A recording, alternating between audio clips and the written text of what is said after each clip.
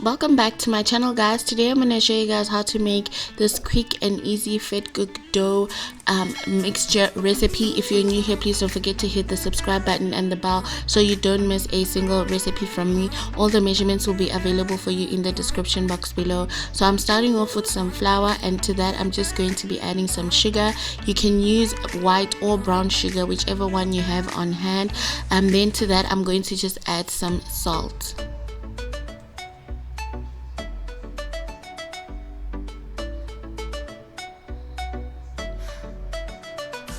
Okay, then I'm gonna give that a quick mix just to distribute my sugar and salt mixture throughout the dough. And then lastly I'm just gonna be adding the instant yeast mixture, and then I'm gonna give it a mix just to make sure that the yeast is evenly distributed in my flour blend. Okay, so once I've done that, I'm going to be adding some lukewarm water, and I'm adding my lukewarm water in the center of my bowl.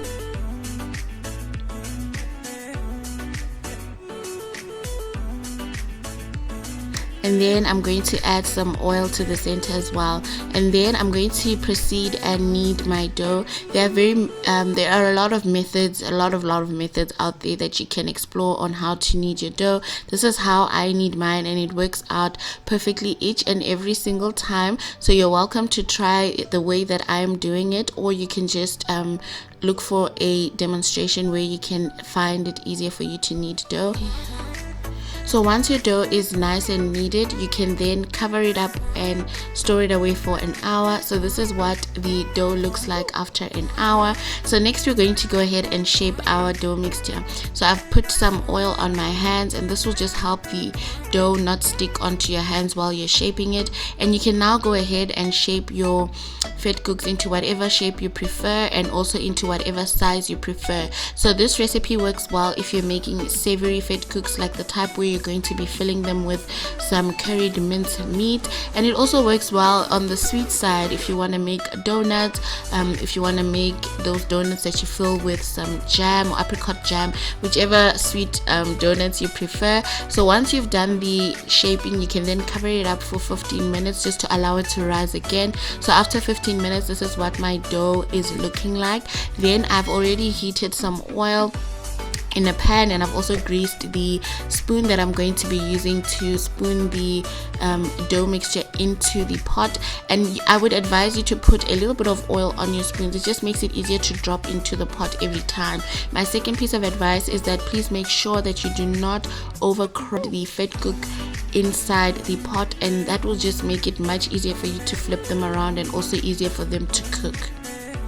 So we're going to allow these to cook on one side for about 10 to 15 minutes each, until they are nice and golden brown, and then we will turn them over once they are fully cooked on the bottom side.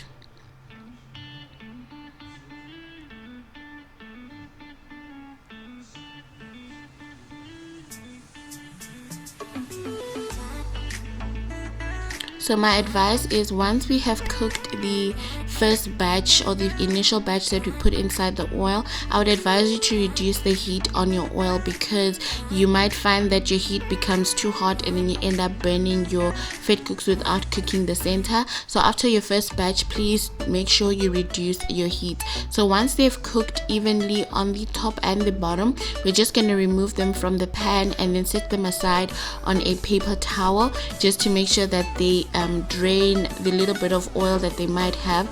Because of the way we did this recipe, you will find that these are not really greasy vetkoeks like most of them that you might have tried before.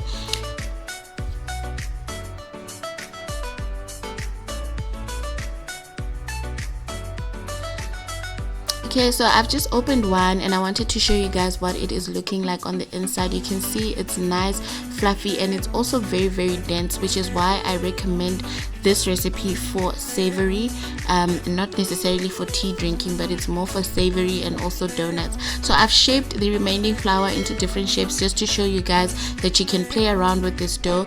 I've shaped a few into donuts. It's not perfectly round, but it will do for the illustrations of this video. For you to get a perfectly round one, you can use cookie cutters to cut this. You'll obviously need a little bit of flour to assist you on that. So we're also going to cook them on both sides evenly for about about 10 minutes, and then we're gonna remove them from the pan.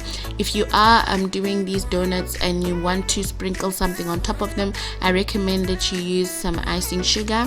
And then the last few I have shaped into, I don't know, rectangles, sorry.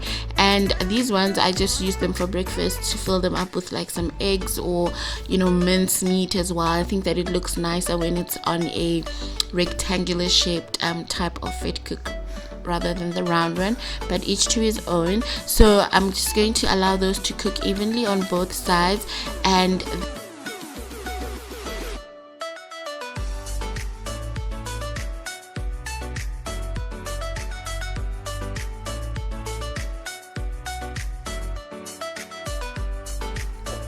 thank you guys so much for watching this video. I hope you try this recipe out and you enjoy it as much as I.